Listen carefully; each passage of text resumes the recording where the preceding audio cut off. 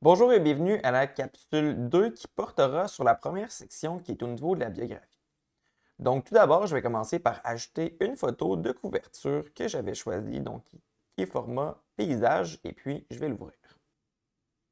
Une fois que c'est fait, on voit qu'elle est bien cadrée, je vais commencer à descendre, et puis à tout moment, on peut retirer la photo ou la modifier si besoin est. On descend au niveau de la confidentialité du profil. On peut soit laisser le profil public.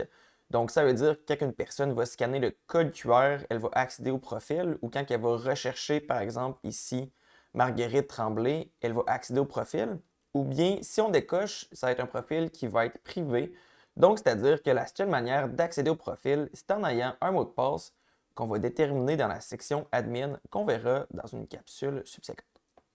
Donc, pour ce qui est de la portion bio, donc juste ici, on avait déjà indiqué le prénom et le nom de Marguerite, son genre et puis son titre.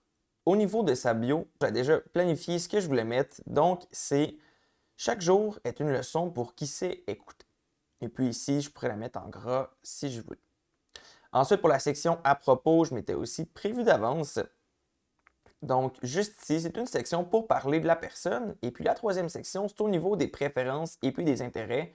Donc, qu'est-ce que cette personne-là ou qu'est-ce que vous aimiez faire dans votre vie?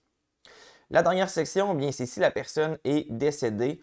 On peut tout simplement indiquer ici le nom du cimetière. Donc, par exemple, ici, cimetière Saint-Charles, parcelle 24. On peut mettre le lien de la vie de décès, la ville qui est à Québec et puis la province.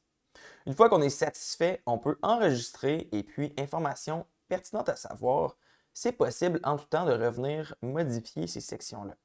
Donc, si j'ouvre le profil public, on peut apercevoir ce que ça donne lorsqu'on scanne et voilà, aussi simple que ça. On se revoit pour la capsule 3 pour la section moment